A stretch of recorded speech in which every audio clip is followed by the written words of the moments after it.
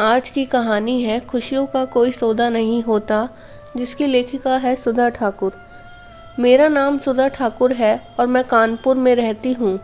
मैं एक कॉस्मेटिक की दुकान चलाती हूँ। मेरे पति ने ये दुकान शुरू की थी, लेकिन 4 साल पहले उनका देहांत हो गया था, इसलिए अब मैं ही ये दुकान चलाती हूँ। दुकान पर एक सेल्स गर्ल भी है जो काफ़ी अच्छा काम करती है और मैं भी उसे बेटी की तरह ही मानती हूँ। शाम के 6 बजे का वक्त था कि दुकान पर पति पत्नी आए और वो सेल्स गर्ल से कुछ बातें कर रहे थे। मैंने ज़्यादा ध्यान नहीं दिया। तभी सेल्स गर्ल ने ऊंची आवाज़ में कहा, आप सुबह भी आए थे, मैंने तब भी कहा था कि ये कंगन 1000 रुपये से कम नहीं मिलेंगे, चले जाइए अब। मैंने जब ये सुना तो मुझे कुछ याद आ गया।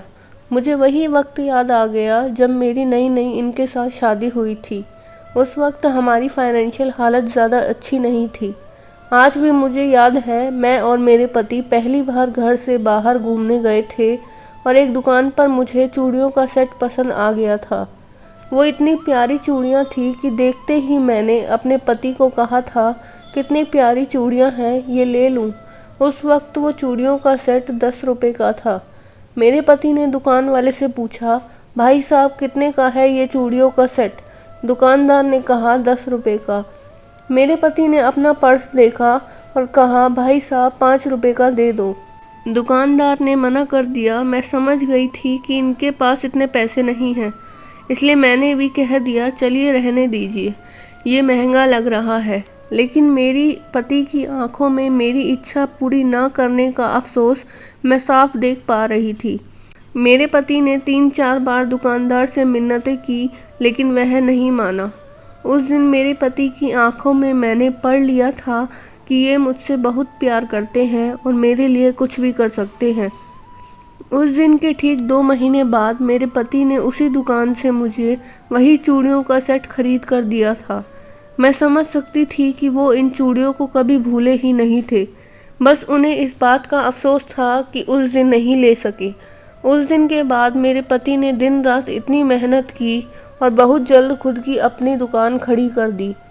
उस दिन के बाद मुझे कभी अपने पति से कुछ मांगना नहीं पड़ा।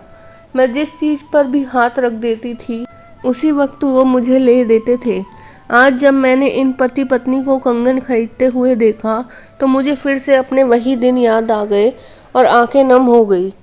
इस आदमी की आंखों में भी अपनी पत्नी को कंगन दिलवाने की वैसी ही ललक मैं साफ देख रही थी। मैं अपने ही ख्यालों में खोई हुई थी कि मेरा ध्यान टूटा जब मेरी दुकान की सेल्स गर्ल ने ऊंची आवाज़ में कहा, जी नहीं, 1000 से कम नहीं हो सकते। उस आदमी के पास पैसे कम थे, इसलिए वो बार बार बोल रहा था कि ये कंगन 600 के दे दीजिए, लेकिन पत्नी बार बार मना कर रही थी खरीदने के लिए।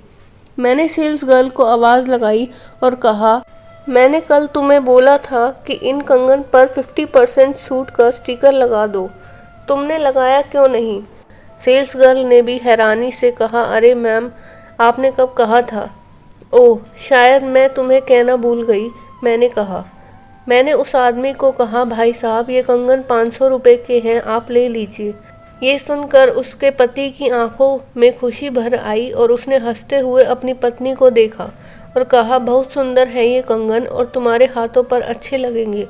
उस आदमी की खुशी देखकर मैं समझ सकती थी कि अगर उस दिन मेरे पति भी वो चूड़ियों का सेट खरीद पाते तो ऐसे ही खुश होते। उस दिन वो सेल्स गर्ल ज़रूर सोच रही थी कि कितने घाटों का सौदा है, लेकिन मुझे पता है कि मैंने अपनी खुशी के लिए किया है ये।